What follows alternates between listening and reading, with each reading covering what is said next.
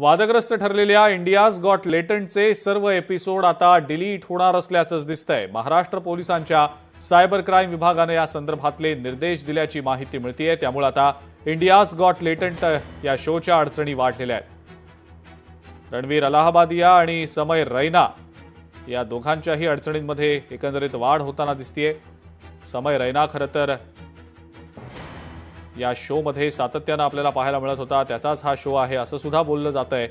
मात्र रणवीर अलाहाबादिया एका एपिसोडसाठी त्या ठिकाणी आलेला होता आणि त्यांनी जे वक्तव्य केलं ते अत्यंत वादग्रस्त ठरलं। संपूर्ण देशभरातनं टीकेची झोडही उठलेली होती आणि आता जी अपडेट समोर येते त्यानुसार महाराष्ट्र पोलिसांच्या सायबर क्राईम विभागानं निर्देश देत इंडियाज गॉट लेटंटचे सर्व एपिसोड डिलीट करण्याचे निर्देश दिल्याची माहिती मिळते।